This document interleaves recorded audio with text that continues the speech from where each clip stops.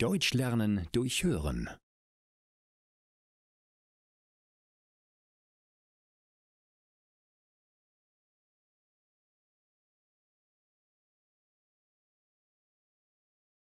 Telefonwerbung. Marco sitzt im Wohnzimmer. Vor sich auf dem Tisch liegen seine Unterlagen. Er möchte lernen.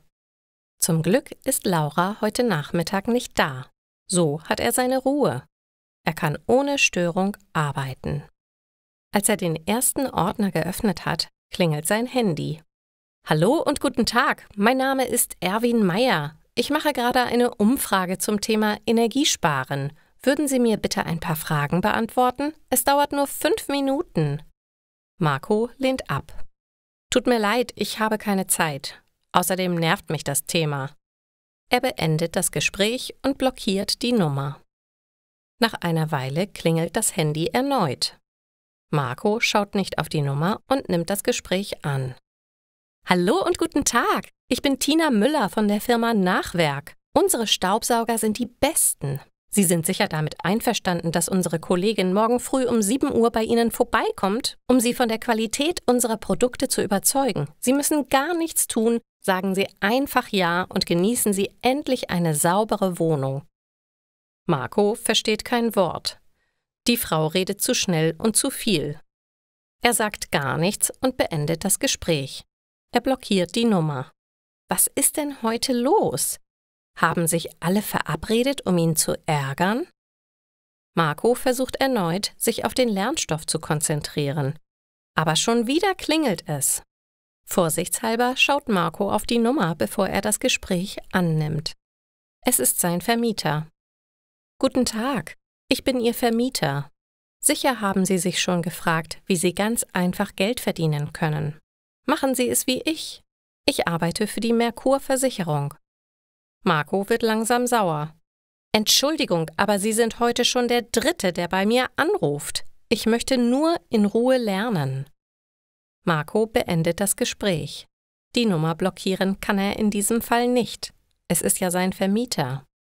Aber er könnte sein Handy ja auch einfach mal ausschalten. Dann hätte er seine Ruhe.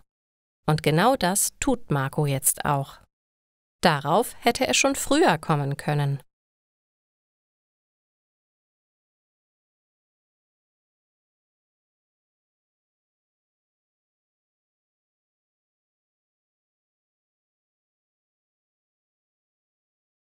Schon wieder Nachzahlung. Laura sitzt am Küchentisch. Sie hat einen Brief in der Hand. Marco, komm doch bitte mal. Marco kommt in die Küche. Schau mal, wir haben schon wieder Post bekommen. Die Stromrechnung ist da. Die Stadtwerke wollen eine Nachzahlung. Wir sollen 146 € überweisen. Das ist ja ärgerlich. Warum so viel? Letzte Woche haben wir schon 112 € für die Heizung nachzahlen müssen. Wie soll sich das einer leisten können? Laura rechnet alles genau nach. Die Rechnung stimmt. Wir müssen unbedingt sparen, Marco. Aber wir sind doch schon sparsam. Wir haben extra einen kleinen Kühlschrank. Wir duschen nur lauwarm. Im Winter hatten wir die Heizung immer nur auf 2 gestellt. Was soll man denn noch tun? Marco ist verärgert. Nun, sagt Laura, wir könnten die Mini-Kühlbox wieder zurückgeben. Sie verbraucht vielleicht mehr Strom, als wir dachten. Und wir könnten Heißwasser sparen, wenn wir nicht jeden Teller einzeln abwaschen. Es ist sparsamer, nur einmal am Tag Geschirr zu spülen. Du könntest den Elektrorasierer gegen einen Rasierer eintauschen. Die Mikrowelle brauchen wir eigentlich auch nicht. Marco überlegt. Ja, das geht. Du könntest dann aber auch den Föhn und das Glätteisen weglassen. Das schadet den Haaren sowieso nur. Laura denkt nach. Das sind doch alles nur Kleinigkeiten. Ich kann mir nicht vorstellen, dass das hilft. Aber Marco hat schon sein Handy ans Ladekabel angeschlossen. Er sucht im Internet nach Tipps zum Energiesparen. Doch, hier steht es. Jedes Gerät zählt. Hier steht übrigens auch, es nützt gar nichts, wenn man die Heizung nur auf 2 laufen lässt und stattdessen eine Heizdecke benutzt. Die verbraucht nämlich sehr viel Strom. Und der elektrische Heizlüfter ebenfalls. Die Geräte kommen auch weg. Okay, sagt Laura, weg damit. Wir verkaufen sie. Aber wir verkaufen auch den Toaster, die Kaffeemaschine, deine Playstation und die Fritteuse. Von dem Geld zahlen wir die Rechnung. Nicht die Kaffeemaschine, aber den Rest fotografiere ich sofort und stelle ihn bei eBay ein. Und jetzt macht das Licht aus, wir müssen sparen. Laura lacht. Gute Idee! Im Dunkeln sieht man wenigstens auch diese Rechnungen nicht mehr.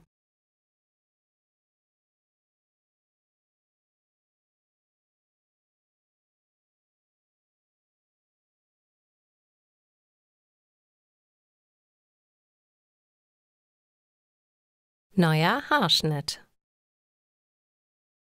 Laura sitzt beim Friseur. Weil sie Strom sparen möchte, benutzt sie keinen Föhn mehr. Jetzt hat sie Probleme mit ihrer Frisur. Sie braucht einen neuen Haarschnitt. Laura ist noch unentschlossen. In einer Zeitschrift sieht sie viele Kurzhaarfrisuren. Welche davon gefällt ihr am besten? Sie kann sich nicht entscheiden. Hoffentlich kann die Friseurin sie gut beraten. Jetzt wird sie aufgerufen. Laura nimmt auf dem Friseurstuhl Platz. Sie erklärt der Friseurin ihr Problem. Diese nickt. Ja, das kenne ich. Ich hatte auch mal so schöne lange Haare wie Sie. Die muss man ständig pflegen. Das kostet viel Zeit und Geld. Kurze Haare sind viel praktischer. Aber was ab ist, ist ab. Haben Sie sich das gut überlegt? Laura zögert. Sie liebt ihre Haare. Es hat Jahre gedauert, bis sie so lang wurden. Soll sie jetzt wirklich nur wegen der Stromnachzahlung alles abschneiden lassen? Die Friseurin wirft einen Blick hinter sich.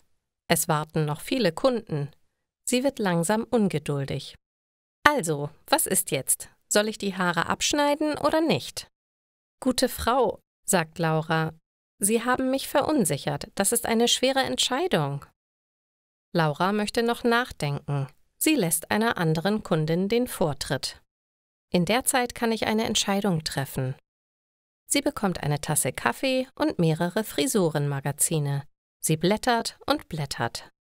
Endlich hat sie eine Entscheidung getroffen. »Danke für den Kaffee«, sagt sie der erstaunten Friseurin und verlässt den Salon. Zu Hause angekommen, holt sie ihren Föhn aus der untersten Schublade wieder. Dort hatte sie ihn vor Marco versteckt. Der wollte ihn bei eBay verkaufen. Sie müssen dringend Strom sparen und verzichten auf viele Elektrogeräte. Aber nicht auf den Föhn. Da kann Marco sagen, was er will. Plötzlich hört sie ein Geräusch aus dem Wohnzimmer. Sie geht leise zur Tür und öffnet sie. Da sitzt Marco. Und was hat er in der Hand? Seine Playstation, die er eigentlich verkaufen wollte. Also Marco, wenn du heimlich Playstation spielst, dann kann ich mir auch ganz öffentlich wieder meine Haare föhnen. Beide müssen lachen.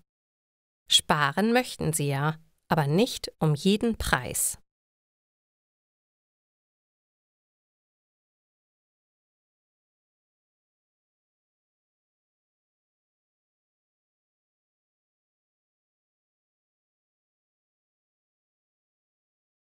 Nervige Mitfahrgelegenheit. Laura und Marco wohnen in der Stadt und brauchen kein Auto. Aber heute wollen sie nach Bremen fahren. Sie möchten Lauras Tante besuchen. Die Zugfahrkarte ist ihnen zu teuer. Also haben sie online eine Mitfahrgelegenheit gebucht. Eine Frau fährt genau die Strecke, die Laura und Marco fahren wollen. Sie möchte die beiden mitnehmen. Das kostet pro Person 20 €. Da sparen wir 60 €. Davon können wir Tante Beate ein schönes Geschenk kaufen. Laura freut sich, aber Marco ist nachdenklich. Hoffentlich ist die Frau eine gute Fahrerin. Ich habe etwas Angst, mich zu fremden Menschen ins Auto zu setzen. Sie treffen Frau Herz am Bahnhof. Sie wartet in einem roten BMW auf sie. Mit Mühe können sie ihre Reisetaschen in den kleinen Kofferraum laden. Ihre Rucksäcke mit dem Reiseproviant nehmen sie mit ins Auto. »Hallo, ihr beiden. Ich bin Ilse Herz. Ihr müsst hinten einsteigen. Vorne sitzt mein Wauzi. Dem wird hinten immer schlecht. Na, dann fahren wir mal los.« Wauzi ist ein dicker Mops. Er sitzt mit offenem Maul auf einem Hundekissen auf dem Beifahrersitz. Frau Herz hat ihn mit einer Leine an der Kopfstütze befestigt. Sie streichelt ihm über seinen faltigen Kopf. Dann legt sie den ersten Gang ein und fährt zügig los. Laura und Marco werden in die Sitze gepresst. »Das nenne ich aber einen rasanten Start«, murmelt Marco. »Hoffentlich geht das nicht so weiter.« Bald erreichen sie die Autobahn. Laura sucht in ihrem Rucksack nach einer Plastiktüte. Marco tastet heimlich nach Lauras Hand. Er hat Angst. Frau Herz bemerkt das alles nicht. Sie starrt auf die Straße und tritt auf das Gaspedal voll runter. Können wir etwas langsamer fahren?« Marco versucht mit Frau Herz zu reden, aber sie hört ihn nicht. Der Motor ist zu laut. Die Landschaft fliegt an ihnen vorbei. Laura wird übel. Sie muss ihre Tüte benutzen. Marco hofft, dass sie bald in Bremen ankommen. Er würde am liebsten aussteigen, aber Frau Herz fährt gnadenlos weiter. Endlich erreichen sie ihr Ziel. Mit einer scharfen Bremsung hält das Auto an. Marco gibt Frau Herz zitternd ihr Geld. »Ich fahre am Sonntagmittag wieder zurück. Soll ich euch wieder mitnehmen?« Marco und Laura sehen sich an. »Oh, nein, danke. Wir haben schon eine Fahrkarte für die Rückreise gekauft«, sagen beide gleichzeitig. Nie wieder Mitfahrgelegenheit.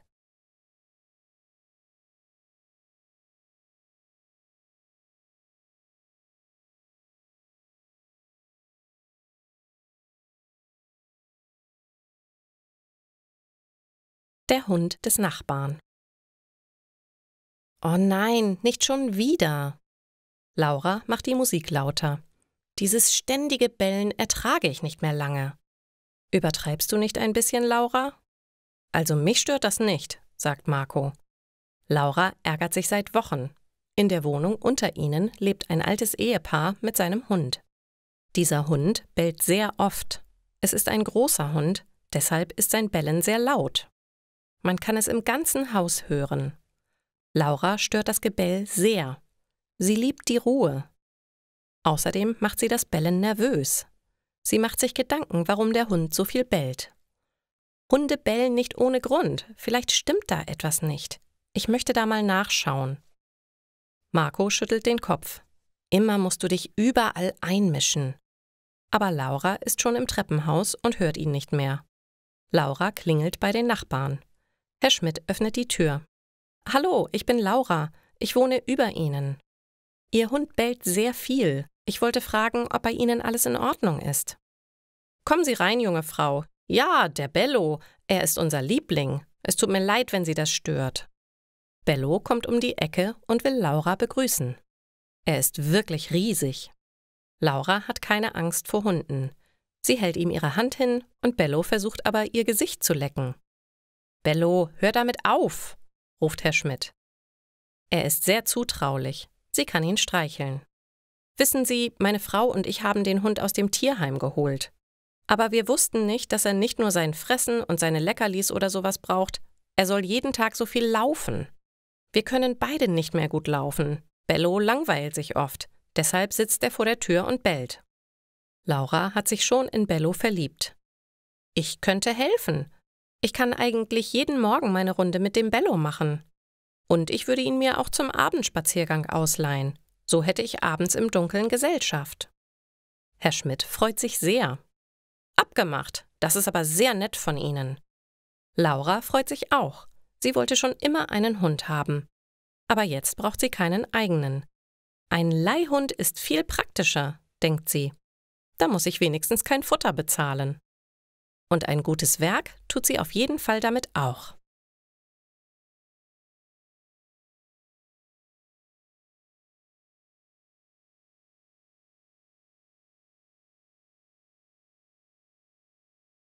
Komme ich unpassend? Laura und Marco sitzen gemütlich auf dem Sofa. Es ist Sonntagabend. Gleich beginnt der Tatort. Marco hat seine Bierdose in der Hand. Vor Laura steht ihre große Schüssel mit Chips. So muss ein Sonntag beendet werden. Die Titelmelodie spielt schon. Laura greift in die Schüssel. Plötzlich klingelt es an der Wohnungstür. Laura und Marco sehen sich an. Nee, oder? Marco weiß, wie wichtig der Krimi für Laura ist. Er steht auf und geht zur Tür. »Hallo, ihr beiden! Ich war gerade in der Gegend. Da dachte ich mir, besuch doch mal deinen alten Freund Marco. Komme ich etwa unpassend?« Marco stottert. »Ja, ich meine, nein, natürlich nicht. Komm rein.« Felix geht ins Wohnzimmer. Im Fernsehen wird gerade das erste Opfer ermordet. Er stellt sich direkt vor Laura und schaut sie lächelnd an. »Und du musst Laura sein. Schön, dich kennenzulernen.« Laura versucht, an ihm vorbeizuschauen und den Täter zu erkennen. »Ja, hallo Felix, sehr schön. Kannst du dich bitte hinsetzen? Wir sind gerade mitten beim Tatort.« Felix setzt sich in den Sessel und greift in die Schüssel mit den Chips. »Ah, köstlich!« Er kaut geräuschvoll. »Hast du mal ein Bier, Marco?« Laura wird nervös. So kann sie keinen Tatort schauen. »Wollt ihr euch nicht in die Küche setzen? Ihr habt euch sicher viel zu erzählen.« Aber Felix ist standhaft. »Ich bin immer dort, wo die Schüssel steht.« Er lacht laut. Laura wirft Marco einen wütenden Blick zu. »Ernsthaft?« Marco wird unruhig. Ohne Tatort ist es für Laura kein Sonntag. Das wird sie ihm die ganze nächste Woche vorwerfen. Es wird eine sehr ungemütliche Zeit werden. »Komm, Felix, wir haben Bier und auch Chips in der Küche. Lassen wir Laura ihren Krimi schauen.« »Oh, ich bin also doch unpassend gekommen?« Felix ist beleidigt. »Das hättest du aber auch gleich sagen können.« Marco ist verlegen. Einen alten Freund darf man nicht abweisen, nur weil man Fernsehen will. »Nein, nein, alles gut. Komm, lass uns doch einfach in die Kneipe gehen. Bei dem Mord und Totschlag hier kann man sich sowieso nicht unterhalten. Und das Bier ist dort auf jeden Fall besser als unser Dosenbier hier.« Laura atmet erleichtert auf. Ihr Sonntagabend ist gerettet.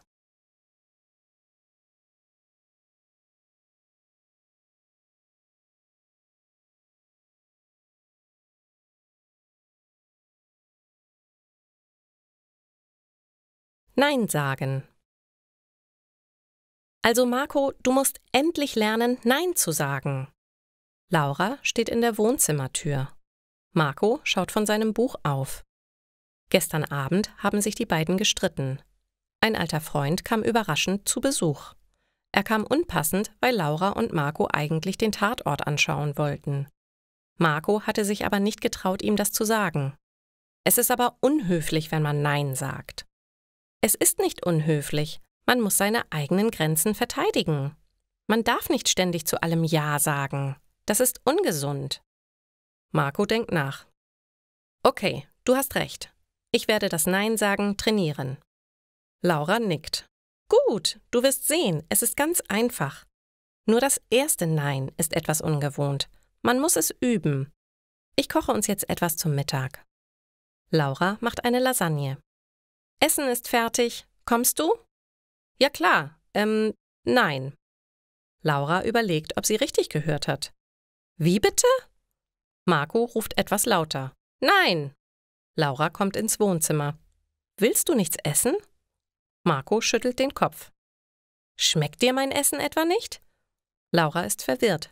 Doch schon, aber nicht jetzt. Jetzt möchte ich lesen. Aber Lasagne soll man heiß essen, dann schmeckt sie am besten. Nein, sie schmeckt mir auch kalt sehr gut. Ich möchte jetzt lesen. Laura ist verletzt. Ich habe mir so viel Mühe mit dem Kochen gemacht. Soll ich jetzt etwa ganz alleine essen? Das ist sehr unhöflich. Marco schaut von seinem Buch auf. Du hast mir doch vorhin gesagt, ich muss lernen, Nein zu sagen. Genau das mache ich gerade. Es ist nicht ganz einfach, aber ich kann es üben. Nein, nein, nein. Laura wird traurig. Aber Marco steht auf und nimmt Laura in den Arm. Er lacht. Alles gut. Ich wollte nur üben. Lass uns mal essen, sonst wird die Lasagne kalt.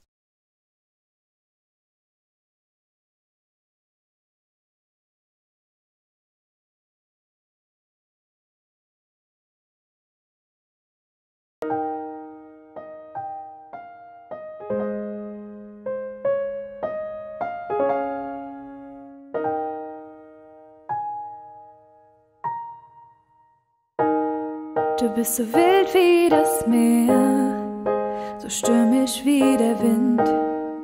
Du bist einfach unglaublich und manchmal wie ein Kind. Du bist wie ein Regenbogen, so facettenreich. Manchmal wie Blitz und Donner und an der Sonne gleich. Das bist du, das bist immer wieder du. Das bist du, du bist ohne Rast und Ruhe. Das bist du, jetzt mein Leben so in Schwung. Das bist du, du hältst unsere Liebe jung. Du bist das Salz in meiner Suppe, die Paprika so scharf. Du bist süß wie Schokolade, manchmal bitter, manchmal zart. Du bist manchmal wie ein Kaktus, fährst deine Stacheln aus. Doch auch das lieb ich an dir, denn das macht dich eben aus. Das bist du, das bist immer wieder du. Das bist du, du bist ohne Rast und Ruhe. Das bist du, jetzt mein Leben so in Schwung. Das bist du, du hältst unsere Liebe jung. Das bist du, das bist du, das bist du, das bist du, das bist du.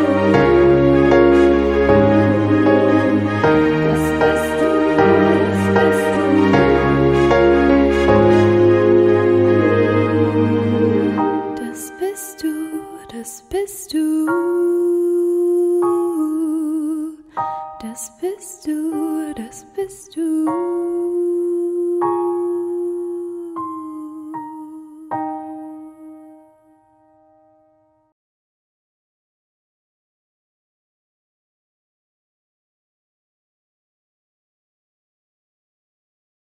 Herr Beck geht in Rente. Frau Beck sitzt bei ihrer Nachbarin Laura in der Küche. Sie trinken Kaffee. Frau Beck ist völlig verzweifelt. »Laura, Sie glauben es nicht. Mein Mann ist seit einer Woche in Rente. Erst habe ich mich gefreut. Wir haben endlich mal Zeit für uns beide. Aber er macht mich jetzt schon verrückt.« Laura wundert sich. Was macht er denn so Schlimmes? Er ist jetzt rund um die Uhr zu Hause. Er steht ständig hinter mir. Er kontrolliert alles. Und er will mir immer helfen. Dabei habe ich doch jahrelang alles alleine gemacht. Er stört mich. So kann das nicht weitergehen. Am Montag hat er mich völlig durcheinander gebracht. Ich hatte einen Einkaufszettel geschrieben. Den hat er komplett neu gemacht. Er hat alle Artikel nach dem Alphabet sortiert. Laura lächelt. Aber Frau Beck kann darüber gar nicht lachen. Und gestern wollte er die Wäsche waschen. Er hat alles zusammen in die Maschine getan. Und dann hat er das falsche Programm eingestellt. Jetzt sind alle meine Wollpullover kleiner geworden. Die kann ich nur noch meinem Enkel schenken, für seine Teddys. Jetzt muss Laura aber lachen. Oh je, Frau Beck, das ist ja wie im Film. Ihr Mann braucht unbedingt ein Hobby. Was war denn früher sein Beruf? Er war Busfahrer. Das kann man nicht als Hobby weitermachen. Aber Laura hat eine Idee. Doch, Frau Beck, das geht.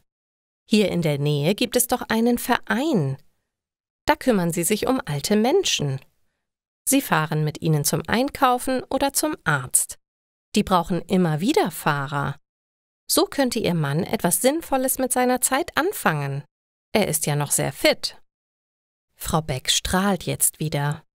Wunderbar! Er hätte eine Aufgabe und ich habe im Haus wieder meine Ruhe.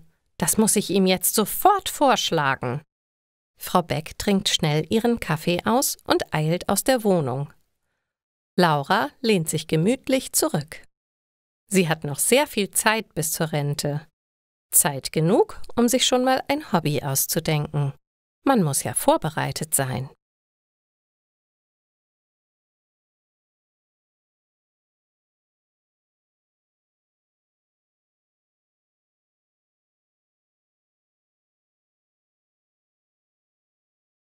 Flirten im Büro. Marco hat einen Minijob bei einem Rechtsanwalt. Er studiert Jura und verdient sich damit etwas Geld dazu. Er muss alte Akten einscannen. Sie sollen digitalisiert werden. Im Flur steht der große Kopierer. Hiermit kann man auch scannen. Marco legt ein Dokument nach dem anderen auf die Glasfläche. Er gähnt. Diese Arbeit ist sehr langweilig. Jemand tippt ihm auf die Schulter. Marco dreht sich um. Es ist Janina. Sie arbeitet auch bei dem Anwalt. »Ich müsste mal an den Drucker. Brauchst du noch lange?« Marco schüttelt den Kopf. »Ich kann unterbrechen. Ich scanne nur diese ganzen Akten ein.« Janina lächelt ihn an. »Das ist aber sehr süß von dir. Ich habe es nämlich eilig.« Sie zwinkert ihm zu. Dann macht sie ein paar Kopien. »Dankeschön, das war's schon.« Sie streicht sich die Haare aus dem Gesicht und zwinkert Marco zu. Dann dreht sie sich um und geht auf ihren hohen Schuhen zurück in ihr Büro. Marco schaut ihr nach. Was für eine schöne Frau, denkt er, und so nett. Er würde sich gerne ein wenig mit ihr unterhalten, aber er weiß nicht, wie er sie ansprechen soll. Er hebt den Deckel des Druckers hoch, um ein neues Dokument zu scannen. Dabei sieht er, dass dort noch ein Blatt liegt. Janina hat es nach dem Kopieren vergessen. Marco nimmt das Blatt und klopft an Janinas Bürotür. »Schau mal, du hast etwas vergessen.« Janina strahlt ihn an. »Ach, das ist aber sehr süß von dir. Dankeschön. Kaffee?« Marco erschrickt. »Kaffee? Will sie mit ihm ausgehen? Wird das ein Date?« Er ist ganz nervös. So weit wollte er gar nicht gehen. Er ist verlegen. Dann sieht er, dass Janina vor der Kaffeemaschine steht. Sie hält eine Tasse in der Hand und winkt ihm damit zu. »Oh, ja, gerne. Schwarz bitte.« »Das dachte ich mir. Süß bist du ja schon selber.« Sie lacht und gibt ihm die Tasse. »Jetzt aber ab mit dir. Ich muss weiterarbeiten.« Marco scannt weiter seine Dokumente ein. Zum Glück hatte er da etwas missverstanden.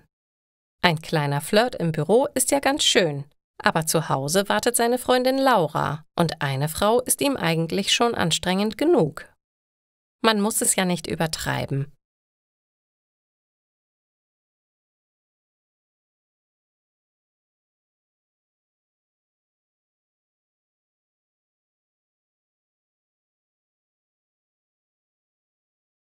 Kindheitserlebnisse. Mit meinen Cousinen und Cousins habe ich als Kind immer viele kleine Abenteuer erlebt. Elisabeth, Nina und ich sind oft zusammen in den Wald gegangen. Wir waren ungefähr 8 Jahre alt, als wir weit in den Wald spaziert sind.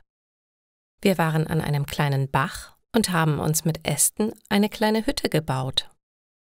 Auf einmal hat Elisabeth laut geschrien: »Hilfe, Hilfe!« Nina und ich sind schnell zu ihr gelaufen. Und wir haben auch selbst geschrien. Direkt vor Elisabeth stand ein Wildschwein. Das Tier hatte meiner Cousine in die Augen gestarrt. Elisabeth hatte Angst und wusste nicht, was sie tun sollte. Zu dieser Zeit hatten wir keine Handys und haben nicht gewusst, was wir tun sollten. Wir haben ruhig auf unsere Cousine eingeredet. Wir haben gesagt, dass wir auf 3 alle zusammen weglaufen. Also habe ich gezählt. Das Wildschwein hat sehr verärgert ausgesehen. 1, 2, 3. Wie 3 Hühner sind wir losgelaufen, einen kleinen Hügel im Wald hinauf. Wir haben gehört, wie das Wildschwein hinter uns laut gegrunzt hat. Erst als wir am Hügel waren, habe ich mich umgedreht. Das Schwein war verschwunden. Meine Cousine Elisabeth hat geweint. Aber allen ging es gut. Seitdem sind wir nicht mehr in diesen Teil des Walds gegangen, aber in viele andere.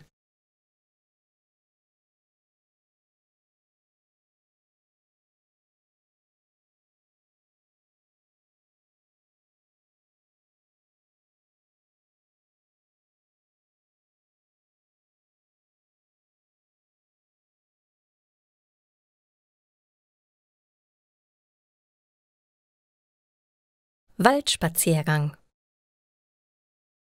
Mika liebt lange Waldspaziergänge, besonders an so wundervollen Herbsttagen wie heute.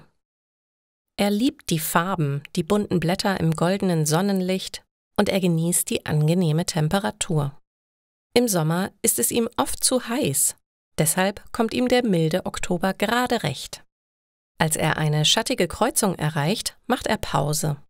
Er schließt die Augen und atmet tief ein. Der Duft des Herbstes ist absolut einzigartig, genauso wie die Geräusche. Für einen Moment hört er dem Gesang der Vögel zu, die sich noch nicht auf den Weg Richtung Süden gemacht haben. Er fragt sich, wann sie aufbrechen würden. Dann öffnet er die Augen und beobachtet sie, bevor er sich mit einem Nicken von ihnen verabschiedet und die Kreuzung überquert. Hier im Wald wird ihm immer wieder bewusst, wie schön das Leben sein kann. Wenn er schlechte Laune hat, kommt er manchmal hierher und es geht ihm gleich besser. Es ist fast, als würde ihn die Natur heilen.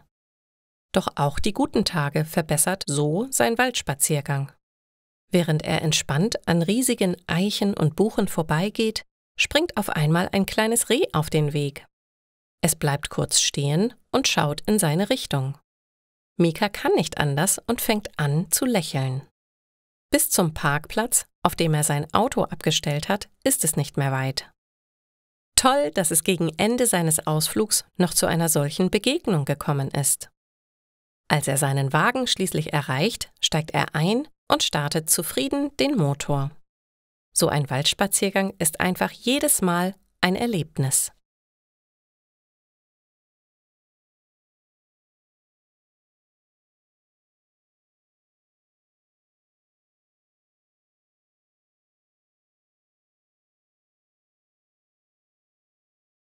Ein freier Tag. Gabi hat heute frei. Endlich einmal ausschlafen. Obwohl sie natürlich nicht ständig 7 Tage die Woche arbeitet, kann sie nur selten lange liegen bleiben. Meistens steht irgendetwas an. Letzten Sonntag hat sie ihre Mutter besucht, um gemeinsam mit ihr zu frühstücken. Sie haben warme Brötchen vom Bäcker nebenan gegessen und frisch gepressten Orangensaft getrunken. Das war lecker. Um 8:30 Uhr öffnet sie die Augen und denkt, sie hätte verschlafen. Schnell fällt ihr jedoch ein, dass sie heute keinerlei Verpflichtungen hat. Ein Lächeln macht sich auf ihrem Gesicht breit. Ein paar Minuten später entscheidet sie sich, auch diesen Tag mit warmen Brötchen zu beginnen. Sie wirft sich ein blaues T-Shirt über und nimmt nach Wochen mal wieder ihre geliebte Jogginghose aus dem Kleiderschrank. Anschließend macht sie sich auf den Weg. Beim Bäcker angekommen, grüßt sie die Verkäuferin besonders freundlich. Nicht, dass sie sonst unfreundlich wäre, doch heute fühlt sie sich komplett unbeschwert. Zur Feier des Tages lässt sie sich noch 2 Kuchenstücke einpacken. Nach dem Frühstück genehmigt sie sich ein entspanntes Bad und beginnt endlich mit dem Roman, den sie seit Wochen lesen möchte. Vertieft in das Buch verliert sie jegliches Zeitgefühl. Als ihr bewusst wird, dass das Wasser langsam abkühlt, verlässt sie die Wanne, trocknet sich ab und kuschelt sich auf dem Sofa in ihre Lieblingsdecke. Am Nachmittag beschließt sie, heute nicht zu kochen, sondern sich etwas kommen zu lassen. Eine Stunde darauf genießt sie ihre Pizza, während im Fernsehen die neue Serie läuft, über die im Büro alle reden. Schließlich neigt sich der Tag seinem Ende zu und Gabi schläft mit einem Lächeln auf den Lippen ein. Es war schön, wieder einmal Zeit für sich gehabt zu haben.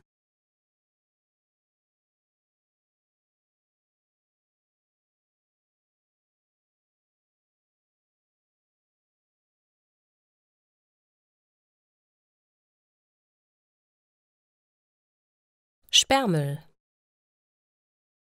In wenigen Tagen zieht Uwe mit seiner Freundin Carina zusammen. In den letzten Wochen war er daher schwer beschäftigt. Zum Glück ist mittlerweile fast alles vorbereitet. Lediglich der Sperrmüll muss noch abgeholt werden. Gemeinsam mit seinem Bruder Markus hat er heute alle Möbel vors Haus gestellt, die er nicht in die neue Wohnung mitnehmen möchte. Es ist ein anstrengender Nachmittag gewesen, denn Uwe lebt im 1. Stock eines Mehrfamilienhauses. Einzelne Stühle oder kleine Kommoden lassen sich durch das Treppenhaus gut nach unten tragen, Wenn es jedoch um ein komplettes Sofa geht, wird es umständlich. Jetzt aber ist es geschafft. Für morgen früh ist der Müllwagen bestellt. Mittlerweile ist Markus nach Hause gefahren und Uwe beschließt, noch einmal nachzuschauen, ob sie nicht versehentlich etwas hinuntergetragen haben, was er gar nicht entsorgen möchte. Als er vor dem riesigen Haufen steht, wird er fast etwas wehmütig. Schon seltsam, denkt er. Es sind doch nur ein paar Möbel. Besonders mit seinem alten Esszimmertisch sind eine Menge Erinnerungen verknüpft. Den hat er nämlich einmal selbst gebaut. Leider passt er vom Stil her überhaupt nicht in die neue Wohnung. Schweren Herzens streicht er ein letztes Mal über die Tischplatte und macht sich dann wieder auf den Weg nach oben. Am nächsten Morgen weckt ihn der Lärm des Müllwagens. Er bleibt erst noch eine Weile liegen, ehe er zum Fenster geht und einen Blick hinauswirft. Gerade schmeißt ein junger Mann den letzten Hocker in den Container des Wagens. Uwe schaut dem Fahrzeug hinterher, bis es am Ende der Straße nach links abbiegt. Obwohl er immer noch ein bisschen wehmütig ist, freut er sich, dass die Sache mit dem Sperrmüll nun erledigt ist. Und wer weiß, vielleicht baut er ja irgendwann einen neuen Tisch.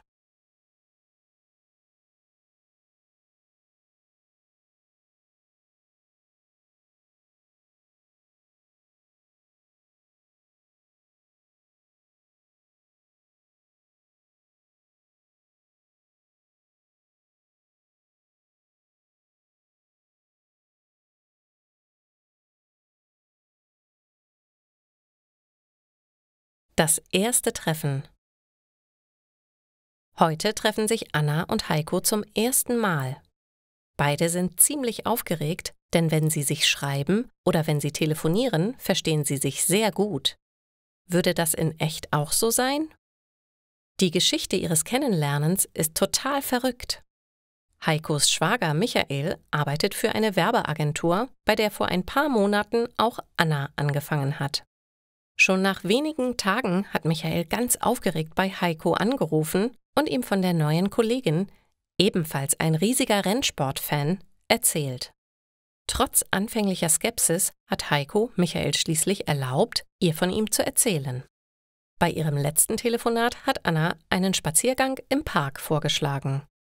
Nicht nur, weil es dort schön ruhig ist, sondern weil es in der Nähe auch einige nette Restaurants und Cafés gibt. Nun steht Heiko am Ufer eines kleinen Sees und wartet gespannt auf Anna. Kurz darauf ist es endlich soweit und sie taucht hinter einem großen Kastanienbaum auf. Heiko ist fasziniert. Anna sieht mindestens so toll aus wie auf den Fotos, die sie ihm geschickt hat. Er winkt ihr zu und sie lächelt erfreut, als sie ihn erblickt. Die beiden spazieren gemütlich durch den Park und unterhalten sich lebhaft, vor allem natürlich über ihre außergewöhnliche Geschichte und das gestrige Formel-1-Rennen. Was für eine Frau, denkt sich Heiko und gesteht sich dabei ein bisschen verliebt zu sein. Daher ist er auch überglücklich, als Anna seine Einladung zum Abendessen annimmt.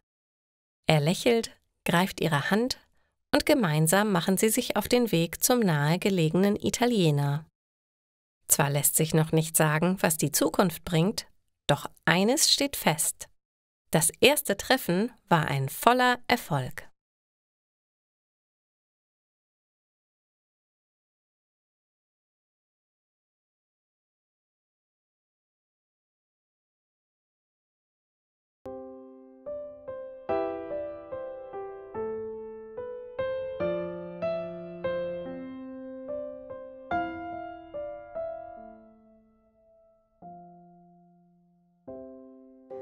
Die Sterne leuchten hell und der Himmel ist so dunkel. Schau, wie sensationell die Sterne heute funkeln. Denn wenn ich bei dir bin, wird mir ganz heiß. Ich sehe Regenbögen und fühle Sonnenschein. Die eine Sache, die ich ganz sicher weiß, ich will für immer bei dir sein. Ich liege in deinen Armen.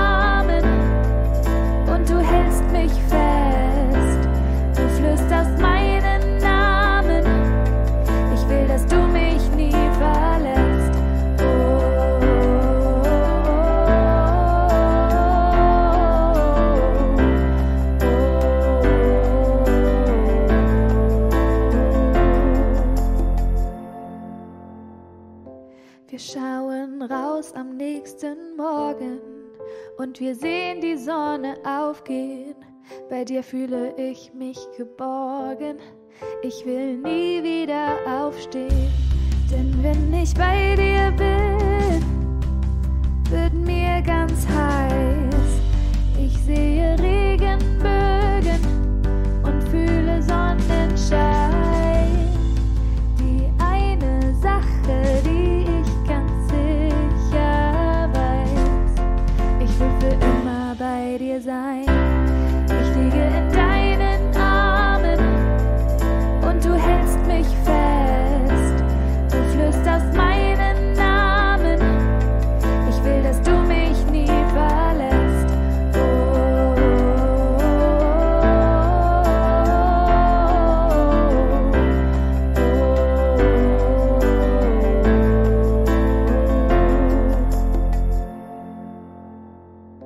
Wir liegen zusammen auf der Wiese und trinken beide ein Glas Wein. Ich spüre eine leichte Brise und weiß, es könnte nicht schöner sein.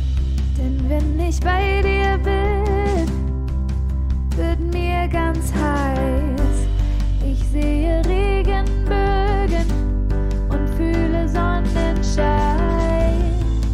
Die eine Sache, die ich ganz sicher weiß: Ich will für immer bei dir sein. Ich liege in deinen Armen und du hältst mich fest. Du flüsterst meinen Namen. Ich will, dass du mich nie verlässt.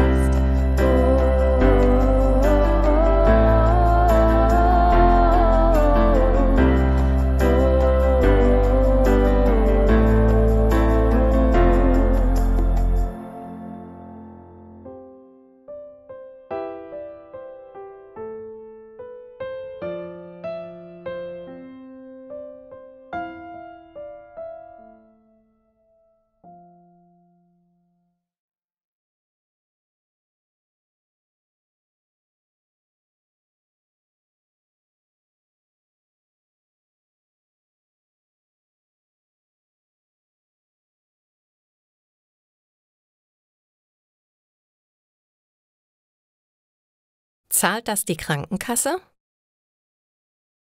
Vera kommt gerade vom Arzt. Sie ist stark erkältet. Er hat sie für eine Woche krankgeschrieben. Sie hat verschiedene Unterlagen bekommen. Diese muss sie nun abgeben. Ihr Arbeitgeber bekommt eine Krankmeldung. Wenn Vera krank ist, bekommt sie trotzdem ihr Gehalt weiterbezahlt. Weil der Betrieb nur wenige Mitarbeiter hat, erstattet ihm die Krankenkasse die Lohnfortzahlung. Vera hat auch 2 Rezepte für Medizin bekommen. Ein grünes und ein rotes. Damit geht sie in die Apotheke. »Guten Tag, ich habe hier ein Rezept.« Die Apothekerin nimmt die Zettel entgegen und liest die Namen der Medikamente. »Ah, das haben wir alles vorrätig. Einen Moment bitte.« Sie geht in einen Nebenraum. Dort sind Regale mit vielen kleinen Fächern. Sie sucht die verordneten Arzneimittel heraus und kommt an die Ladentheke zurück. So, hier sind die Nasentropfen, der Hustensaft, die Kopfschmerztabletten und ein Antibiotikum. Möchten Sie bar bezahlen oder mit der EC-Karte? Vera wundert sich. Ich dachte, die Medizin bezahlt die Krankenkasse. Dafür bin ich doch extra versichert. Das gefällt mir aber gar nicht. Die Apothekerin lächelt. Leider zahlt die Krankenkasse nicht alles. Die Erkältungsmittel müssen Sie selber bezahlen. Sie sind auf dem grünen Rezept verordnet worden. Die Krankenkasse übernimmt nur die Kosten für das Antibiotikum. Deshalb haben Sie dafür ein rotes Rezept bekommen. Allerdings müssen Sie auch hier einen Teil selber zahlen.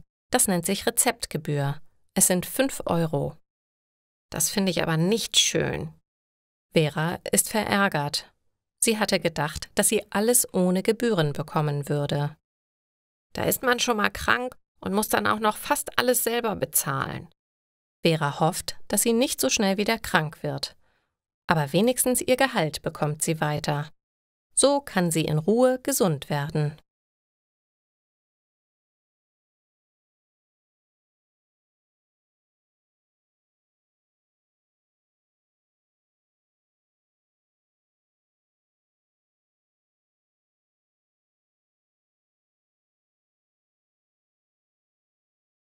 Nachtmensch.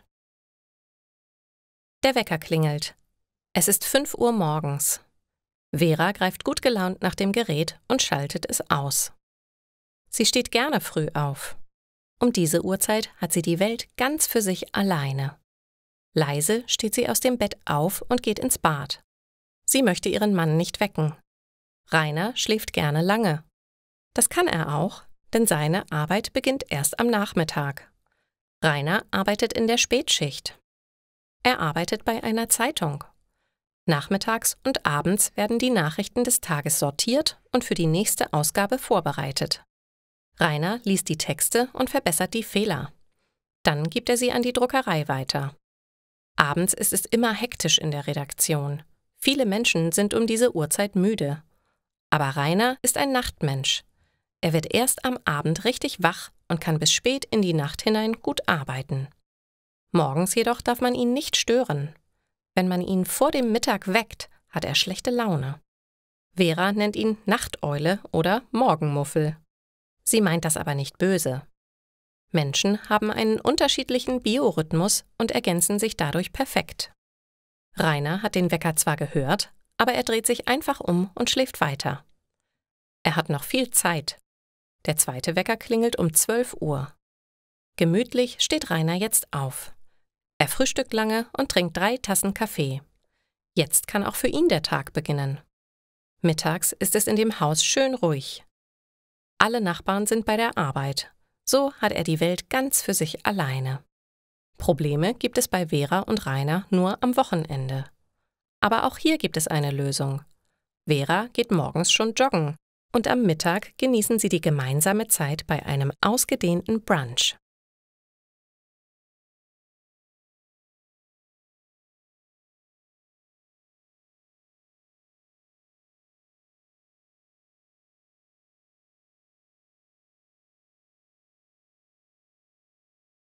Zwangsarbeit. Uli soll das Geschirr abspülen. Vorher darf er nicht mit seinen Freunden spielen. Wütend klappert er in der Küche mit den Tellern. Das ist Zwangsarbeit! Sein Opa hat das gehört. Er ruft aus dem Wohnzimmer: Uli, du weißt nicht, was du da sagst. Uli trocknet sich die Hände ab und läuft ins Wohnzimmer. Doch, es ist ungerecht. Ich werde gezwungen, alles abzuspülen. Das ist Zwangsarbeit. Opa schüttelt den Kopf. Als ich jung war, war bei uns Krieg. Wir holten viele Gefangene nach Deutschland. Hier mussten sie in unseren Fabriken arbeiten. Wenn sie das nicht taten, wurden sie schwer bestraft.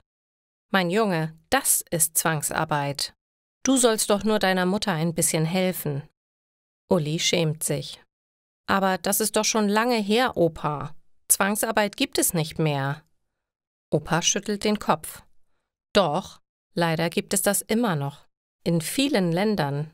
Aber nun geh und mach den Abwasch und denk darüber nach, wie gut wir es jetzt haben. Opa erinnert sich an Miroslav. Miroslav war ein polnischer Junge, der bei Opa auf dem Bauernhof arbeiten musste. Er half bei der Ernte und bei den Tieren. Zu essen bekam er wenig. Er hatte auch kein richtiges Bett.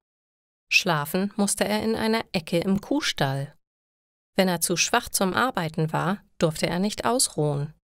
Er wurde oft geschlagen. Opa hatte sich mit Miroslav angefreundet. Er steckte ihm oft heimlich etwas Essen zu. Einmal wurde er dabei erwischt. Da wurde auch er hart bestraft. Nach dem Krieg wurde Miroslav befreit. Er lebt jetzt wieder in Polen und schreibt dem Opa oft Briefe. Opa hofft, dass es in Deutschland nie wieder Zwangsarbeit geben wird. Wenigstens hierzulande nicht mehr.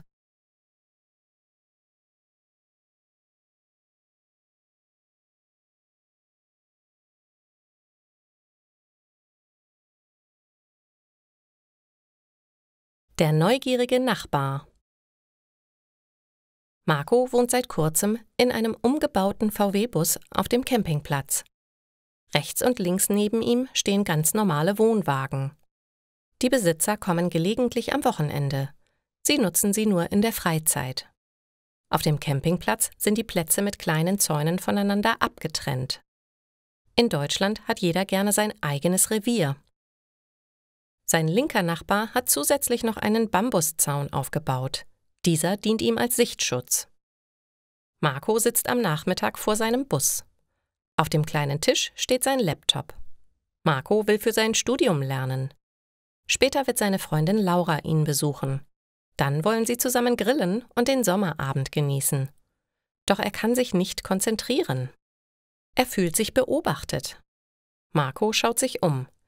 Die rechten Nachbarn sind noch in der Stadt. Vom linken Nachbarn ist nichts zu hören. Nur sein Auto hat Marco vorhin auf dem Parkplatz gesehen. Vielleicht hat Marco sich getäuscht. Komisch, denkt Marco. Laura kommt mit dem Fahrrad. Sie hat Nudelsalat und Würstchen dabei. Marco zündet den Grill an. Es qualmt ziemlich stark. »Marco, du darfst nur trockene Holzkohle benutzen.« Laura schimpft. Dann kümmert sie sich selber um den Grill. Sonst beschweren sich die Nachbarn. Marco schaut sich um. Hier ist doch niemand.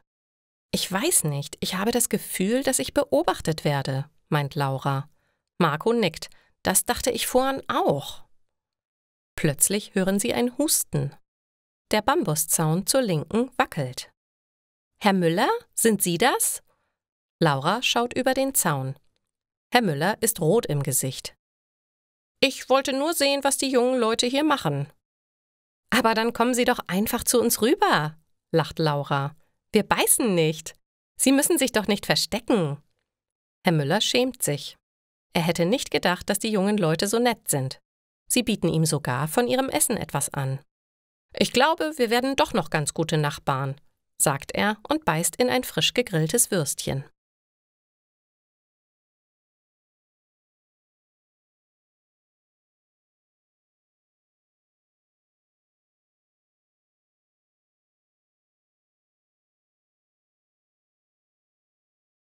Die Chemie stimmt. Kennst du diese Redewendung? Sie wird in Deutschland sehr oft verwendet. Wenn die Chemie stimmt, dann verstehen sich zwei Personen sehr gut. So kann die Redewendung benutzt werden. Amelie ist sehr aufgeregt. Heute trifft sie sich zum ersten Mal mit Jeremy. Bisher haben die beiden nur über WhatsApp geschrieben. Das ist ihr erstes richtiges Date. Sie treffen sich im Park und gehen zusammen in ein Café. Sie reden mehrere Stunden und haben sehr viel Spaß. Dann verabschiedet sich Amelie von Jeremy und geht zurück nach Hause. Am Abend telefoniert sie mit ihrer Freundin Laura. »Und, wie war das Date? Werdet ihr ein Paar?« fragt Laura neugierig. Amelie antwortet, »Er ist sehr nett und wir haben uns sehr gut verstanden. Ich weiß noch nicht, ob wir beide ein Paar werden, aber die Chemie stimmt.«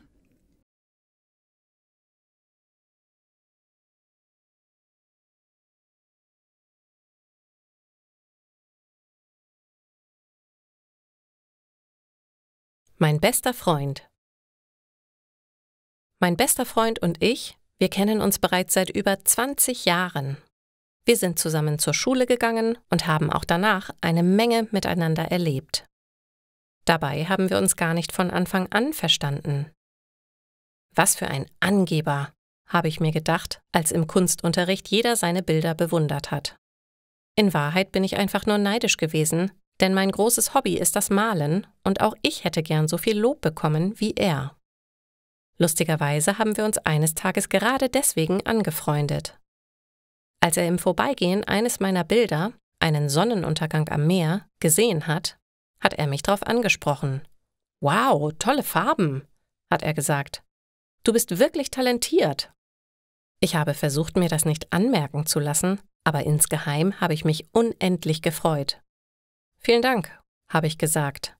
Dann habe ich hinzugefügt, »Deine Bilder finde ich ebenfalls super.« Schließlich haben wir beide uns zum gemeinsamen Malen verabredet und daraus sind regelmäßige Treffen geworden.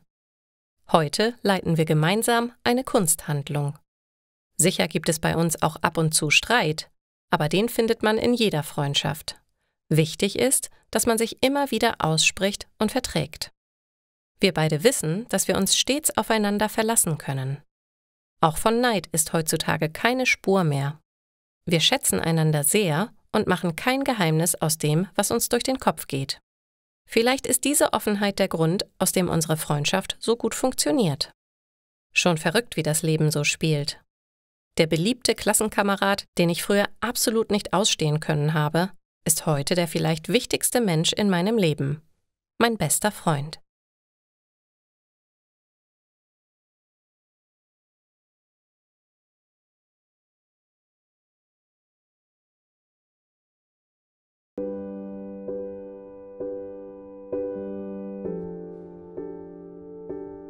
Es vergehen Stunden, Tage und Nächte.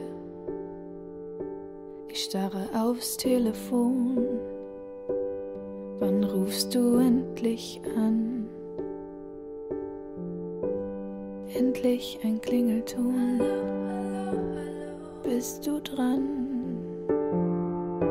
Ich höre nur einen Atem, doch ich spüre, das bist du.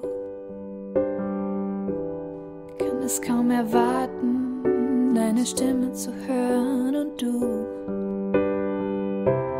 Bitte sag doch nur ein Wort, nimm den Druck von meiner Seele, sag, dass du am anderen Ende bist, ich mich nicht mehr länger quäle.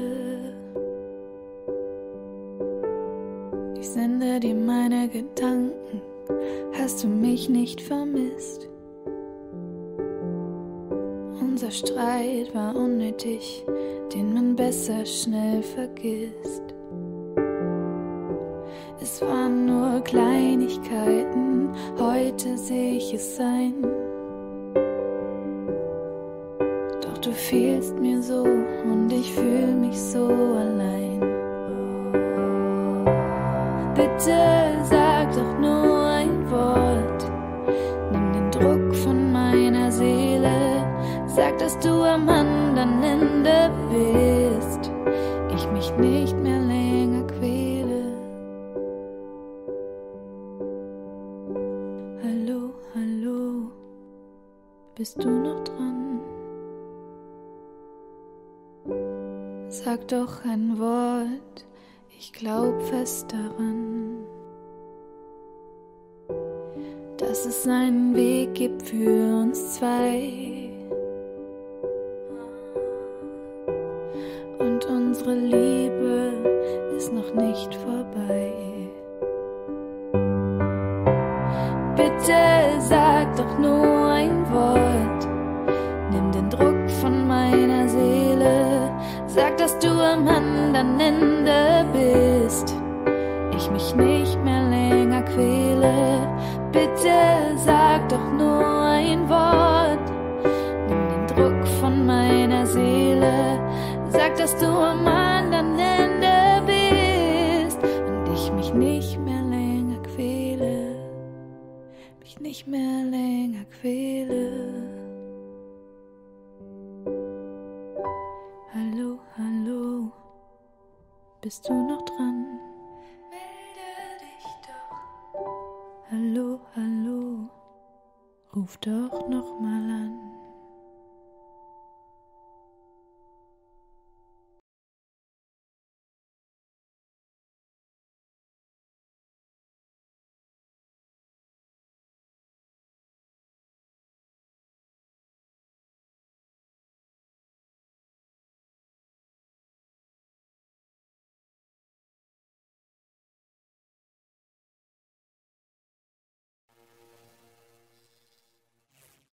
Deutsch lernen durch Hören.